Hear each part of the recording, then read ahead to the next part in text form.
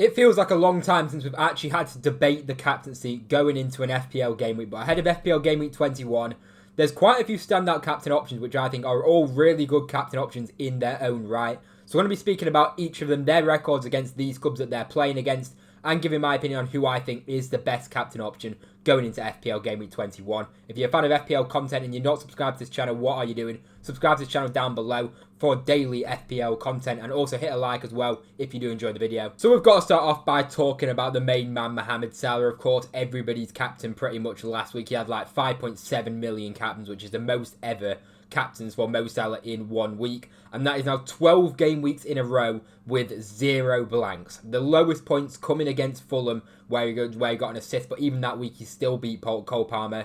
This week against United, he came in with 7 points, which is his second lowest score in the last 12 game weeks. But the interesting thing is that Liverpool, of course, are playing Nottingham Forest, and if you cast your minds back, Liverpool actually lost to Nottingham Forest early on in the season, which is something that can definitely be taken into account. And Nottingham Forest are currently, at the time of recording this video, sat in 3rd, I believe, and they still play tonight against Wolves. And Nottingham Forest have been one of the most impressive sides in the whole division so far this season, especially defensively. Overall this season, they have been very solid. So Mohamed Salah here this is his record against Nottingham Forest. He has played them 4 times and he has scored 2 goals. And obviously, as I said last season, earlier on this season, he actually blanked, and his XG and his numbers weren't too great at all. But he did score 2 last season in both of the fixtures against Nottingham Forest last season, and then he didn't score. So 2 out of 4, it's not a shocking return, but for Mo Salah, it doesn't look ideal in terms of how good Nottingham Forest have looked over the course of this season.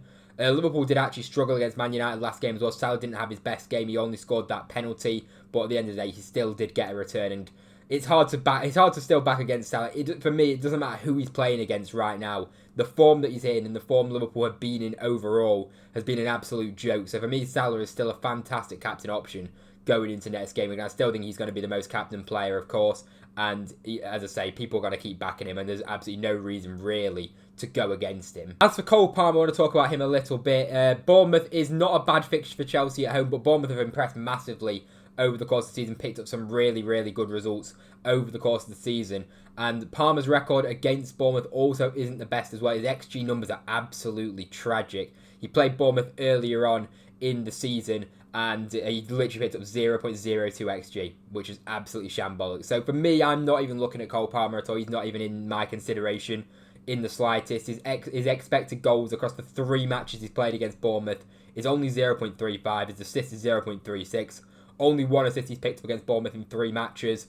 And as I said, Bournemouth have been so impressive over the course of the season so far. And I just think there's better options than Cole Palmer this week. So he's not a bad captain option by any means, but I just think there's stronger and more, just better assets who I think personally are going to get more points than Cole Palmer this week. But that's not to say he is a bad option this week. As for Alexander Isak, a lot of people are getting tempted by Isak. He got subbed off in the return fixture against Wolves, only played 45 minutes. I believe he went off with an injury, and that was when he got injured like earlier on in the season.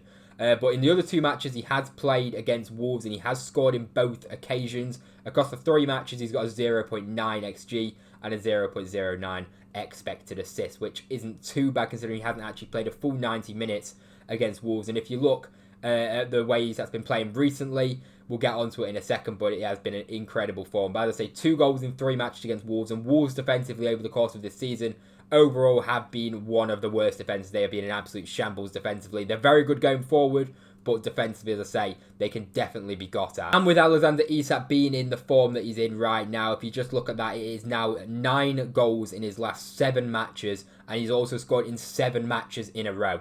Like, that is in unbelievable, incredible side. He could genuinely break Jamie Vardy's Premier League record of scoring in consecutive games.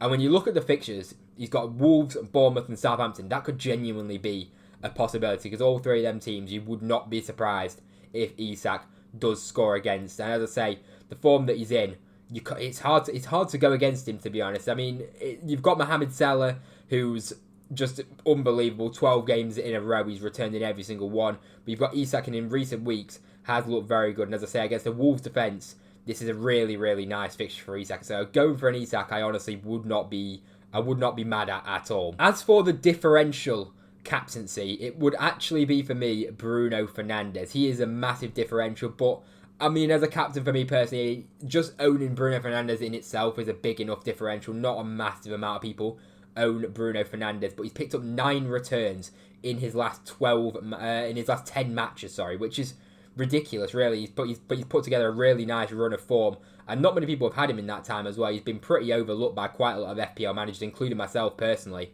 and he's playing against Southampton.